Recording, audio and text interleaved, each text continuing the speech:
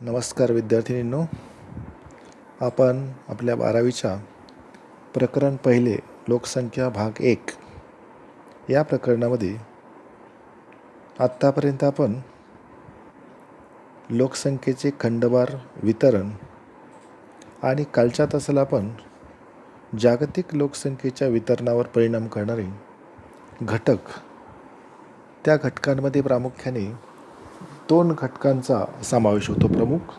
एक आहे प्राकृतिक घटक आणि दुसरा आहे मानवी घटक. कालच्या तासामध्ये आपण प्राकृतिक घटक याचा आढावा घेतला आणि त्या प्राकृतिक घटकामध्ये भूरचना, त्यामध्ये पर्वत, पठार, मैदान याचा आपण आढावा घेतला. त्यानंतर हवामानामध्ये अतिशीत हवामान, अतिउष्ण हवामान, वाळवंटीय हवामान हे प्रतिकूल हवामान, तर भूमध्य सामुद्रिक, पश्चिम युरोपियन, मान्सून हवामान हे मानवी जीवनाच्या दृष्टिकोनातून अनुकूल हवामान ही त्यांची उदाहरणं पाहिली. त्याच्यानंतर तिसरा घटक आपण पाण्याची उपलब्धता, की साधारणतः नद्यांची खोरे असतील किंवा समुद्र किनारपट्ट्या असतील या ठिकाणी, त्याचबरोबर वाळवंटामध्ये जी मरुउद्यानं आहेत, अशा मरुउद्यानांच्या ठिकाणी लोकसंख्या आपल्याला दाट पाहायला किंवा केंद्रित झालेली आपल्याला पाहायला मिळते. आणि चौथा घटक प्राकृतिक घटकामधला आहे मृदा. मृदेच्या सुपीकतेवरती शेती उत्पादने अवलंबून असतात आणि शेतीवरती उद्योग व्यवसाय अवलंबून असतात. म्हणून मिसिसिपी, गंगा, इरावती, यांगत्से ही जी नद्यांची खोरी आहेत या ठिकाणी सुपीक गाळाची मृदा आहे, तिथे आपल्याला लोकसंख्या जास्त पाहायला मिळते. त्याचबरोबर ज्वालामुखीय बेसॉल्ट खडकापासून तयार झालेली रेगूर मृदा या ठिकाणी देखील आपल्याला लोकसंख्या ही जास्त पाहायला मिळते. आता हे काल आपण प्राकृतिक घटक 4 घटकांचा आपण उल्लेख केला होता. आजच्या तासाला आपण प्रामुख्याने मानवी घटक, लोकसंख्येच्या वितरणावर परिणाम करणारे मानवी घटक म्हणजे काय, की पर्यावरण आणि मानव यांच्या परस्पर आंतरक्रियांमधून जे काही पर्यावरण तयार होते त्याला आपण मानवी घटक असे म्हणतो. मग त्या मानवी पर्यावरणामध्ये शेती हा मानवी पर्यावरणाचा भाग आहे, खाणकाम हा मानवी पर्यावरणाचा भाग आहे, वसाहती किंवा शहरं असतील हा मानवी पर्यावरणाचा भाग आहे, वाहतूक दळणवळण असेल हा देखील मानवी पर्यावरणाचा भाग आहे, किंवा प्रामुख्याने काही सामाजिक आर्थिक घटक देखील आहेत, त्यांचा यापुढे आपण उल्लेख करणार आहोत.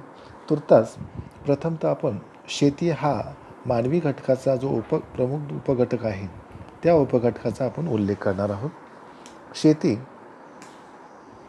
ही प्रामुख्याने प्राकृतिक घटकामध्ये आपण सुपीक मृदेचा आढावा घेतला. या सुपीक मृदेशी संबंधित हा मानवी घटक आहे. मग शेतीसाठी काय आवश्यक असते, तर प्रामुख्याने पर्यावरणातील हवामान, त्यानंतर पर्यावरणातील मृदा आणि जलसंपदा यांचा वापर करून मानव आपल्या तंत्रकौशल्याच्या आधारे शेतीतून पिकांचं उत्पादन घेतो. त्या क्रियेला आपण शेती असे म्हणतो. यामध्ये प्रामुख्याने खत आणि जलसिंचन यांच्या वापरामुळे अलीकडच्या काळामध्ये शेती उत्पादनामध्ये वाढ झालेली आहे आणि त्यामुळे त्या प्रदेशामध्ये जिथे खतांचा आणि जलसिंचनाचा वापर आहे अशा ठिकाणी जास्तीत जास्त लोकसंख्या पोचली जाते किंवा सामावली जाते. आता शेतीचे प्रकार असेल, शेतीच्या पीक पद्धती असतील, लागवडीच्या पद्धती असतील, ही जी वैशिष्ट्ये आहेत ही देखील प्रामुख्याने शेतीच्या वर आधारित लोकसंख्येच्या घनतेवरती परिणाम करण्यामध्ये आपल्याला त्याची उदाहरणं देता येतील. आता एक उदाहरण आपण या ठिकाणी घेऊ की शेतीचे प्रकार अनेक आहेत. त्यामध्ये मळ्याची शेती आहे, त्यानंतर सखोल उदरनिर्वाहाची शेती आहे, त्याचबरोबर प्रामुख्याने शेती प्रकारामध्ये आपल्याला याच्यात अन्नधान्याची शेती सांगता येईल, व्यापारी शेती सांगता येईल, मिश्र शेती देता येईल, असे अनेक प्रकार आहेत. पण दाट लोकसंख्या सामावणारा शेती प्रकार जर आपण विचारात घेतला तर त्यामध्ये सखोल उदरनिर्वाह शेती हा जो प्रकार आहे, उदाहरणार्थ मान्सून आशियामध्ये हा शेती प्रकार केला जातो आणि त्या ठिकाणी लोकसंख्या आपल्याला दाट पाहायला मिळते. मग त्यामध्ये आपल्याला भारत, चीन, म्यानमार बांगलादेश असेल, पाकिस्तान असेल, चीन असेल, ह्या देशांची तिथं उदाहरणं देता येतील. त्यानंतर पीक पद्धत. दुसरा मुद्दा आहे शेतीशी संबंधित पीक पद्धत. पीक पद्धत कोणती आहे? मिश्र पीक घेतली जातात, एक पीक शेती आहे किंवा मळ्याची शेती आहे. आता मिश्र पीक शेती जी आहे, सखोल शेती प्रकारामध्ये मिश्र शेती केली जाते. अनेक पिकं एकाच शेतामधून घेतली जातात. अशा ठिकाणी दाट लोकसंख्या आढळते. तर एकपीक शेती जी आहे ही विस्तृत अन्नधान्याची शेती युरोपियन देशांमध्ये केली जाते, किंवा त्याला आपण असं म्हणू की समशीतोष्ण कटिबंधीय किंवा मध्य कटिबंधामध्ये केली जाते. अशा ठिकाणी मात्र लोकसंख्या ही विरळ स्वरूपात आढळते किंवा कमी आढळते. त्याच्याचबरोबर लागवडीची पद्धत. आता लागवडीची पद्धत जी आहे त्यामध्ये प्रामुख्याने यांत्रिक पद्धतीने शेती केली जाते पिकांची, किंवा मानवी आणि प्राण्यांच्या श्रमाचा त्या शेतीमध्ये वापर केला जातो. याच्यावरती देखील लोकसंख्या अवलंबून असते. विशेषतः मान्सून आशियामध्ये लागवडीच्या पद्धतीचा साठी प्रामुख्याने मनुष्यबळाचा आणि प्राण्यांच्या बळाचा वापर केला जातो. ह्या सर्व गोष्टी ज्या आहेत त्यांचा कमी अधिक प्रमाणामध्ये त्या शेतीवर आधारित लोकसंख्येशी संबंध होतो. कारण ज्या ठिकाणी शेती ही मनुष्यबळाच्या किंवा प्राण्यांच्या बळाच्या आधारे केली जाते तिथे मनुष्यबळ जास्त लागतं, आणि अशा ठिकाणी प्रामुख्याने लोकसंख्या ऑटोमॅटिकच जास्त सामावलेली असते. जो भात पीक किंवा भाताची शेती ज्या ठिकाणी केली जाते अशा ठिकाणी लोकसंख्या ही आपल्याला दाट पाहायला मिळते, कारण ती बहुतांशी भात शेती जी आहे ही मनुष्यबळ आणि प्राण्यांच्या बळावरती केली जाते. ही वैशिष्ट्ये त्या ठिकाणी आपल्याला सांगता येईल. आता ह्या लोकसंख्येच्या वितरणावरती शेतीचा कसा परिणाम होतो यासाठी आपल्याला पुस्तकामध्ये 1.4 हा नकाशा दिलेला आहे. आणि या नकाशामध्ये हा जो रंगाने दाखवलेला भाग जो आहे, हा जो भाग दाखवलेला आहे हा कोणता आहे? तर सर्व भात शेतीचा आहे, मान्सून आशियाचा. त्यामध्ये प्रामुख्याने आग्नेय आशिया असेल, त्यामध्ये मलेशिया, इंडोनेशिया, त्यानंतर थायलंड असेल, म्यानमारचा काही भाग आहे, भारताचा पूर्व किनारपट्टीचा भाग, पश्चिम किनारपट्टीचा भाग असेल, चीनची पूर्व किनारपट्टी, दक्षिण कोरिया, उत्तर कोरिया आणि जपान हे देश दिलेले आहेत. ह्या देशांमध्ये भात शेती केली जाते. त्या भात पिकावरती किंवा तांदूळाचं उत्पादन ज्या ठिकाणी जास्त आहे अशा ठिकाणी लोकसंख्या दाट आहे. आता जगामध्ये असे काही अजूनही प्रदेश दाखवलेत बघा. त्याच्यामध्ये प्रामुख्याने आफ्रिका खंडाचा हा पश्चिम किनारपट्टीचा काही भाग असेल, त्याचबरोबर युरोपमध्ये प्रामुख्याने इटलीच्या उत्तरेचा भाग असेल, स्पेन पोर्तुगालचा पश्चिमेकडचा भाग असेल, किंवा प्रामुख्याने इराणचा आखात जे आहे त्या ठिकाणचा भाग दाखवलेला आहे. अफगाणिस्तान पाकिस्तान यांच्या सीमेवरचा भाग आहे. आणि इकडे प्रामुख्याने संयुक्त संस्थानाचा आग्नेय भाग असेल, किंवा या मध्य अमेरिकेचा भाग असेल, किंवा इक्वेडोर कोलंबिया यांच्या पश्चिम किनारपट्टीचा भाग असेल. या ठिकाणी तांदूळ उत्पादक शेती दाखवली आहे. आणि या तांदूळ उत्पादक शेती ज्या ठिकाणी केली जाते तिथं लोकसंख्या आपल्याला दाट पाहायला मिळते. हे अधोरेखित करून ठेवा की ज्या ठिकाणी तांदळाचं उत्पादन किंवा तांदळावरती आधारित शेती उत्पादन घेतलं जातं त्या ठिकाणी जगात लोकसंख्येची घनता दाट आढळते. हे ऑब्जेक्टिव्हच्या दृष्टिकोनातून सर्व विद्यार्थिनींनी हा मुद्दा तुम्ही लक्षात ठेवायचा आहे. आता पुढे आपण मुद्द्याकडे जाऊया. दुसरा मुद्दा आहे मानवी घटकामधला, तो आहे खाणकाम. खाणकाम हा व्यवसाय जो आहे तो प्रामुख्याने निसर्गाशी संबंधित आहे, परंतु ती मानवाची कृती आहे. खाणकाम कुठे चालते? तर ज्या क्षेत्रामध्ये मोठ्या प्रमाणावरती खनिजांचे साठे आहेत आणि अशी खनिजं मानवाच्या उद्योग व्यवसायासाठी उपयुक्त असतात, किंवा कच्चा माल किंवा ऊर्जा साधन म्हणून त्या खनिजांचा वापर केला जातो, अशा ठिकाणी खाणकाम व्यवसायाचा विकास झाला आहे. आणि खाणकामाच्या माध्यमातून लोकसंख्या तिथे केंद्रित झालेली आढळते. कारण जिथे खाणकाम व्यवसाय चालतो त्या ठिकाणी वाहतूक असेल, खनिजांचं उत्खनन असेल, साठवणूक असेल, त्या खनिजांवरती प्रक्रिया करणारे उद्योग असतील, अशा अनेक विविध कामांमध्ये मनुष्यबळाची आवश्यकता असते. आणि त्यामुळे लोकांना तिथे रोजगार उपलब्ध होतो. व अशी केंद्र जी आहेत ती दाट लोकवस्तीची केंद्र बनतात. याचं एक उदाहरण आपल्याला या ठिकाणी देता येईल की जो अरब राष्ट्र आहेत त्या अरब राष्ट्रांमध्ये प्रामुख्याने कोणकोणती राष्ट्र येतात? तर त्यामध्ये प्रामुख्याने सौदी अरेबिया असेल, ओमान, इराण, इराक. आता ही काही अरब राष्ट्र जे आहेत ती इथं मी दाखवतो आहे. ह्या अरब राष्ट्रांमध्ये प्रामुख्याने कोणतं खनिज घेतलं? तर खनिज तेलाचं उत्पादन घेतलं. आणि त्या खनिज तेलाच्या उत्पादनाचा अनुषंगाने जगातील विशेषतः आशियातील खूप मोठ्या संख्येने लोक त्या ठिकाणी स्थलांतरित झाले आणि त्यामुळे तिथल्या लोकसंख्येची घनता जी आहे ती वाढलेली आहे किंवा बदललेली आहे. संयुक्त अरब अमिरात असेल, कुवेत असेल, कतार असेल, असे अनेक देश आहेत की ते प्रामुख्याने त्यांच्या अर्थव्यवस्थेत मुळात ह्या खनिजांवरती किंवा खाणकाम व्यवसायावरती चालू आहेत. त्या ठिकाणावरनं खनिज तेलाचे आणि नैसर्गिक वायूचे उत्पादन घेतले जाते. आता हा जो व्यवसाय आहे, ह्या व्यवसायात अनेक कुशल किंवा अकुशल कामगारांच्या वस्त्या किंवा गरज असते आणि त्या अनुषंगाने तशा प्रकारे वस्त्या त्या ठिकाणी निर्माण होतात. आता काही उदाहरणं इथे दिलेली आहेत आपल्याला पुस्तकामध्ये की दाट लोकसंख्येचे अशा अजून खाणकामाशी संबंधित कोणते प्रदेश आहेत, तर आफ्रिका खंडामध्ये झांबिया आणि झिम्बाब्वे हे जे देश जे आहेत त्या देशांमध्ये तांब्याचा मोठा साठा आहे. तांब्याचे साठे असणाऱ्या त्या सलग पट्ट्याला कटांग तांबे खनिज पट्टा असे म्हणतात. हे एक लक्षात ठेवा. आफ्रिका खंडामध्ये कटांग तांबे खनिज पट्टा हा पट्टा त्या ठिकाणी अनेक देशांनी त्या खनिजाच्या दृष्टिकोनातून किंवा उत्खननाच्या दृष्टिकोनातून गुंतवणूक केली. त्यात चीनचं उदाहरण देता येईल. चीनने त्या ठिकाणी खाणकाम उद्योगात मोठी गुंतवणूक केली आहे, वाहतूक साधनांमध्ये गुंतवणूक केली आहे. तसंच आपल्या भारतातील छोटा नागपूरचा पठारी प्रदेश आहे किंवा युरोपामध्ये पश्चिम युरोपचा भाग असेल, चीनचा मांचुरियाचा प्रांत असेल किंवा शान्सी प्रदेश असेल, संयुक्त संस्थानातील ॲपेलेशियन पर्वतीय प्रदेश असेल, तिथे प्रामुख्याने लोह खनिज आणि दगडी कोळशाची साठे सापडतात.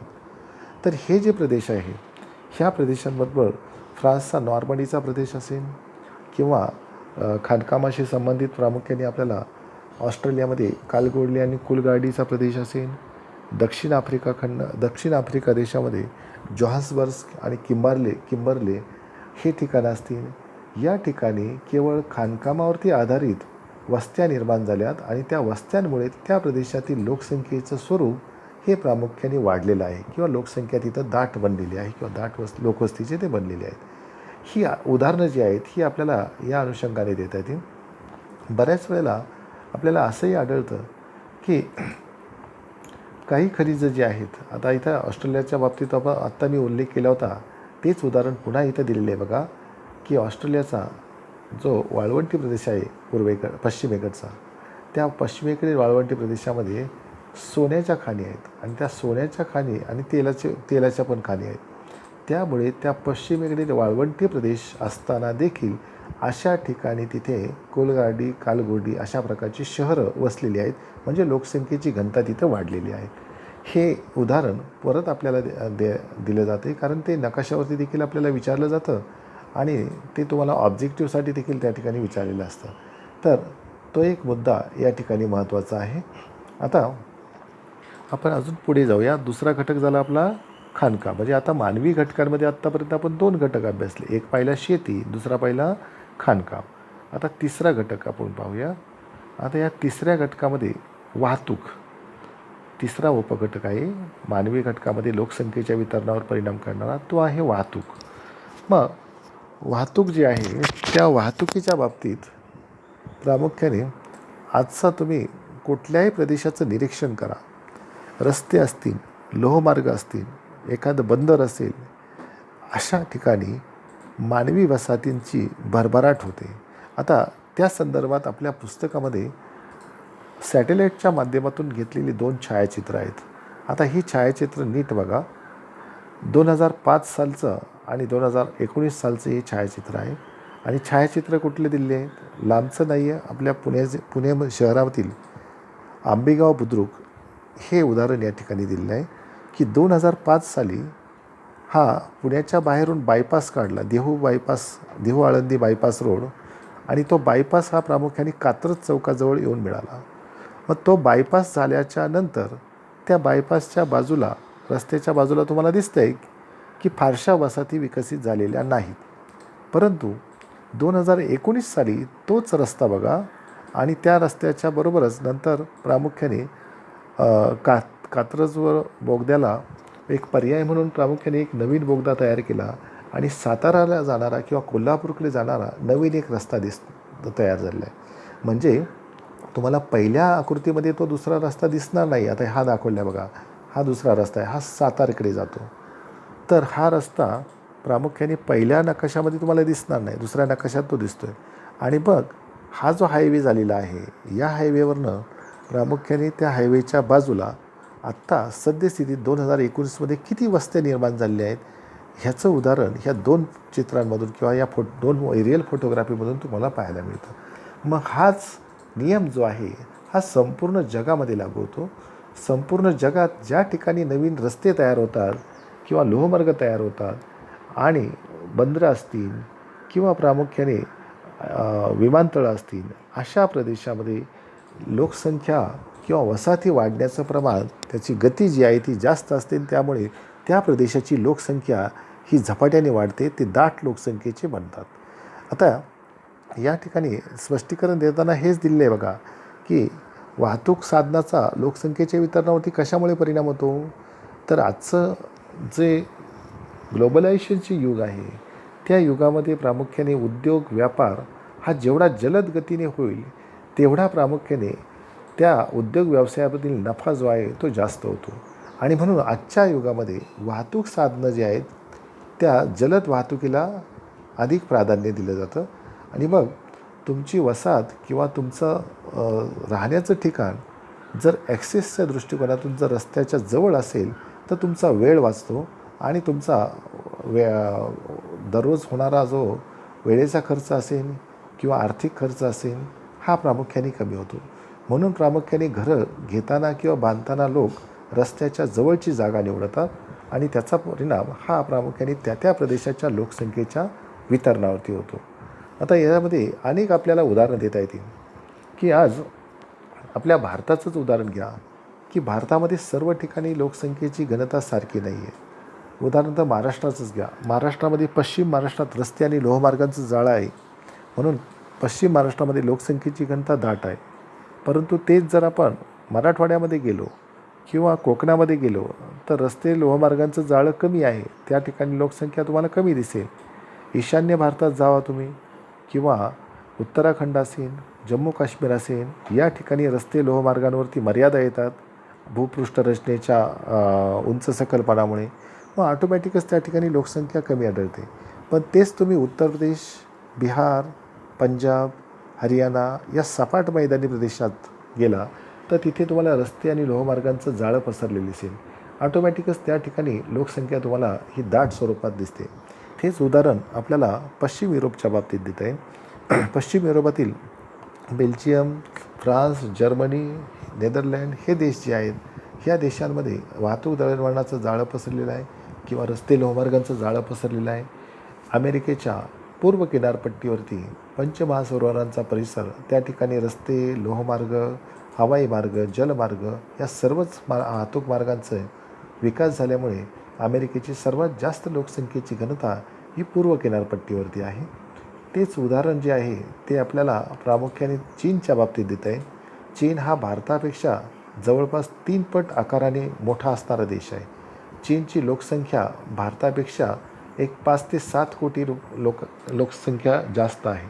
पण आज चीनच्या लोकसंख्येचं जर वितरण पाहिलं, तर मॅक्झिमम जवळपास 70% चीनची लोकसंख्या जी आहे ती प्रामुख्याने पूर्व भागामध्ये केंद्रित झालेली आहे. पूर्व भाग हा सपाट मैदानाचा आहे, त्यामुळे तिथे रस्ते, लोहमार्ग, जलमार्ग, यांगत्से, होयांगहो ह्या नद्या ज्या आहेत, त्या नद्यांमधून जलमार्ग देखील विकसित झालेले आहेत. मग अशा ठिकाणी जास्त लोकसंख्येची घनता आपल्याला पाहायला मिळते.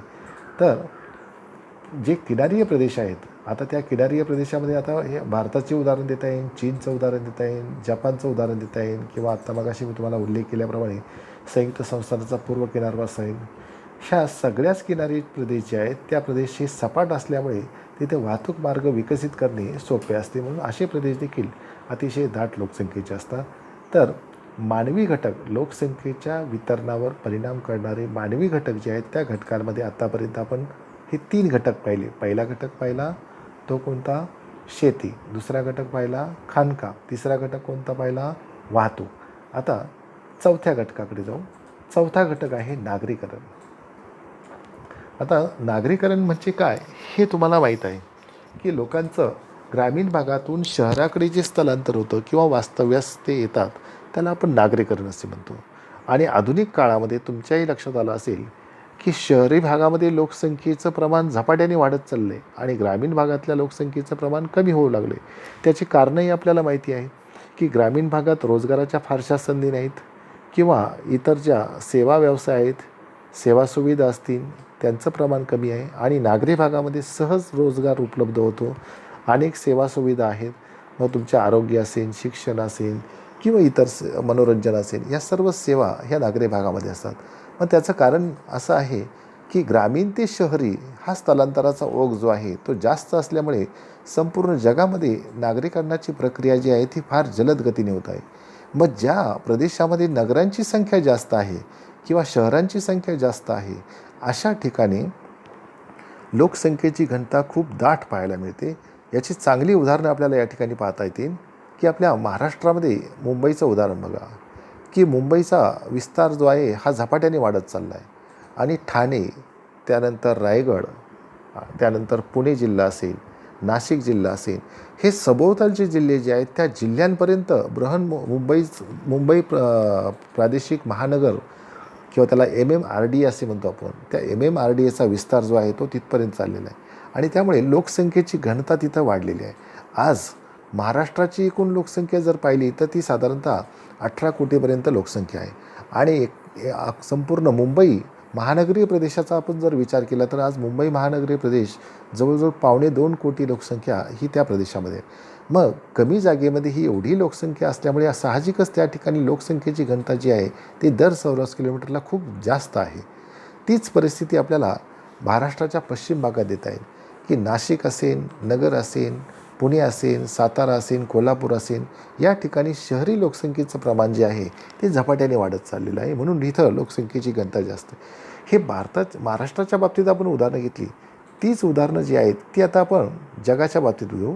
कारण इथं आपण उल्लेख केलेला आहे किंवा पुस्तकामध्ये त्याचा उल्लेख केला आहे की नागरीकरण कशामुळे वाढतं, तर वाहतूक, व्यापार, सेवा, तृतीयक व्यवसाय, हे सगळ्या रोजगाराच्या संधी असतात, चांगल्या सुविधा असतात, आरोग्याच्या सुविधा देखील चांगल्या असतात आणि या कारणामुळे नागरी लोकसंख्येचं प्रमाण वाढतं. आता त्याची उदाहरणं फक्त आपण अजून घेऊयात की आज जर आपण पाश्चात्य देशांमध्ये जर गेलो तर त्या ठिकाणी शहरी लोकसंख्येचं प्रमाण हे जवळजवळ 85 ते 90% असते आणि ग्रामीण लोकसंख्येचे प्रमाण फक्त 10 ते 15% दरम्यान असते.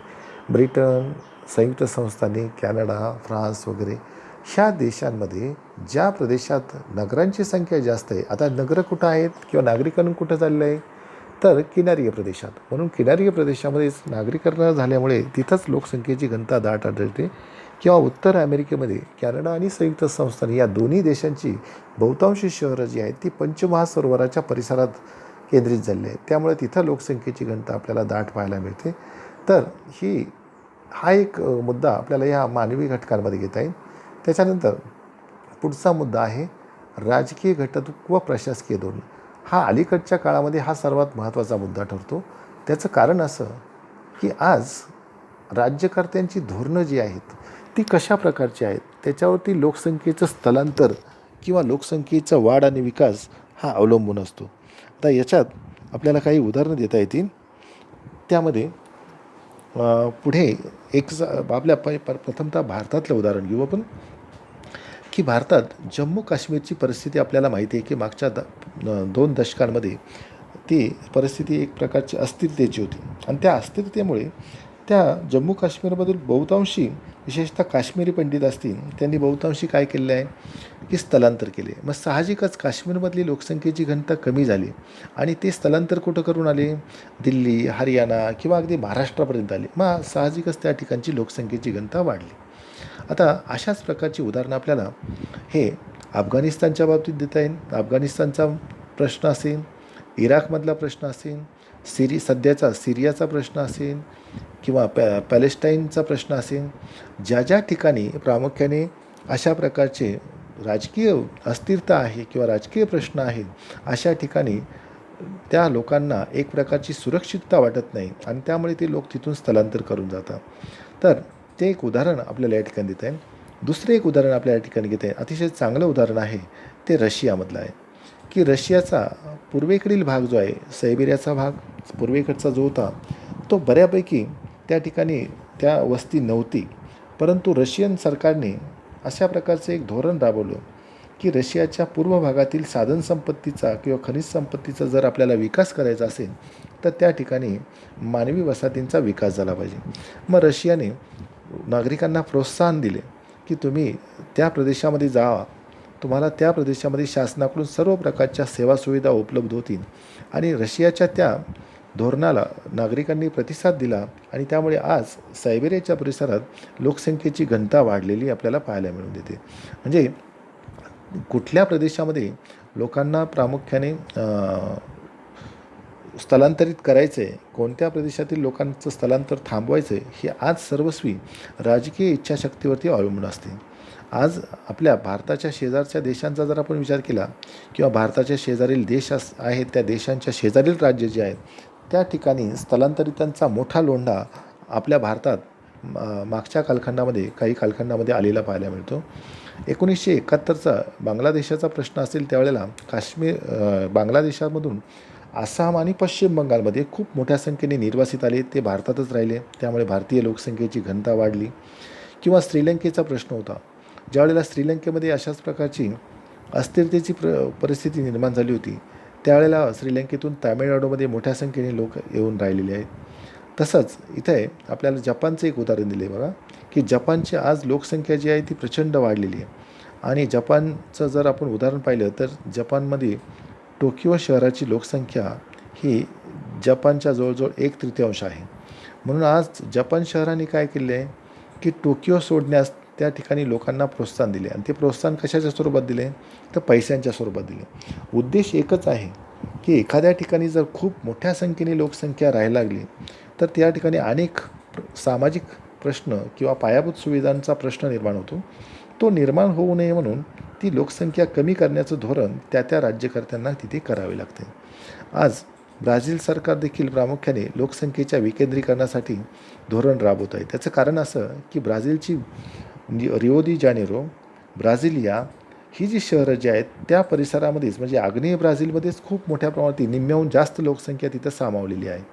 मग ती लोकसंख्या बाजूच्या किंवा पश्चिम भागामध्ये जावी हे ब्राझील सरकारचं त्यासाठी प्रोत्साहनपर अशा प्रकारे लोकांना आव्हान चालू आहे. आता इथे अजून काही उदाहरणं दिली आहेत बघा. प्रदेशांचे समुद्र किनाऱ्यापासूनचं अंतर असेल, प्रदेशाची सुगमता असेल, नैसर्गिक बंदरं असतील, ऊर्जा स्रोत असेल, जलवाहतुकीस उपयुक्त नद्या असतील, कालवे, सांस्कृतिक घटक, स्थलांतर, आर्थिक क्रिया, तंत्रज्ञान, हे सर्व घटक लोकसंख्येच्या वितरणावरती परिणाम करणारे आहेत. आता त्याचं प्रत्येकाची उदाहरणं या ठिकाणी आपल्याला देता येतील, त्यासाठी खूप मोठा वेळ जाऊ शकतो. तर तुर्तास या ठिकाणी प्रामुख्याने राजकीय घटक आणि शासकीय धोरणं ह्या बाबतीत एवढी आता जी आपण 6-7 उदाहरणं दिलेली आहेत तेवढी तुम्हाला पुरेशी आहेत. आता साधारणपणे एक तुमच्या लक्षात आलं असेल की हे 2 मुद्दे महत्त्वाचे आहेत. लोकसंख्येच्या वितरणावर परिणाम करणारे प्राकृतिक घटक स्पष्ट करा आणि दुसरा मुद्दा आहे लोकसंख्येच्या वितरणावरती परिणाम करणारे आर्थिक सामाजिक घटक स्पष्ट करा. हे असे 2 स्वतंत्र तुम्हाला दीर्घोत्तरी प्रश्न विचारले जाऊ शकतात किंवा यापैकी कोणत्याही एका मुद्द्यावरती तुम्हाला टीप विचारली जाऊ शकते. मग अशा प्रकारच्या प्रश्नांवरचे स्पष्टीकरण देत असताना तुम्ही जास्तीत जास्त तिथं उदाहरणं देणे हे अपेक्षित आहे. तर सर्वांनी ह्या प्रत्येक घटकाची जास्तीत जास्त उदाहरण देण्याच्या दृष्टिकोनातून तशी तयारी करणे हे आवश्यक आहे. आता याच्या नोट्स ज्या आहेत त्या नोट्स तुम्हाला लिहायच्या आहेत. मी तुम्हाला त्यासाठी होमवर्क देणार आहे. खाली होमवर्क दिलं जाईल, तो होमवर्क तुम्ही त्या ठिकाणी पूर्ण करून आणायचा आहे. आता मागे मी तुम्हाला सांगितलेलं आहे की सिलेबसच्या बाबतीत किंवा जो काही घटक आपला शिकून होईल त्या संदर्भात तुमच्या काही जर शंका वगैरे असतील तर त्या तुम्ही माझ्या पर्सनल व्हॉट्सअप नंबरवरती त्या तुम्ही विचारत चला. आत्ता जो आपण घटक घेतलेला आहे, मी पुन्हा एकदा तुम्हाला तेच सांगतो आहे की आत्ता जो आपण घटक घेतलेला आहे तो या प्रकरणातला सर्वात महत्त्वाचा घटक आहे आणि या घटकावरती आपल्याला दीर्घोत्तरी प्रश्न नेहमी विचारलेले असतात. आणि म्हणून या दोन्ही घटकांचे स्वतंत्र प्रश्न आपल्याला लिहून काढायचे आहेत. एक होमवर्क म्हणून मी तुम्हाला तो देणार आहे. खाली होमवर्क म्हणून व्हिडिओच्या खाली ते प्रश्न तुम्हाला देणार आहे, तुम्ही ते लिहून आणायचे आहेत. याच्यावरती मी काही तुम्हाला स्वतंत्र नोट्स अशा काही देणार नाही. तर आत्तापर्यंत ह्या लोकसंख्या भाग 1 या प्रकरणामध्ये आपण जे घटक पाहिले त्या घटकांचा साधारण 3 घटक आपले पूर्ण झाले. जागतिक लोकसंख्येचे खंडवार वितरण आणि लोकसंख्येची घनता ही संकल्पना आणि जागतिक लोकसंख्येच्या घनतेनुसार किंवा वितरणावर परिणाम करणारे घटक, त्यामध्ये प्राकृतिक घटक, त्यामध्ये 4 मुद्दे आणि मानवी घटक, त्यामध्ये 5 मुद्दे, असे 5 आणि 4 9 मुद्द्यांचा उपमुद्दे म्हणू आपण त्याला, यांचा आपण आढावा घेतलेला आहे. आता उद्याच्या तासामध्ये आपण लोकसंख्या बदलाचे जे घटक आहेत त्या घटकांकडे जाऊया. तर आज आपण तुर्तास इथेच थांबूयात. आजच्या लेक्चरचं पुरते दिलेला होमवर्क मात्र सर्वांनी कंप्लीट करायचा आहे. थँक्यू.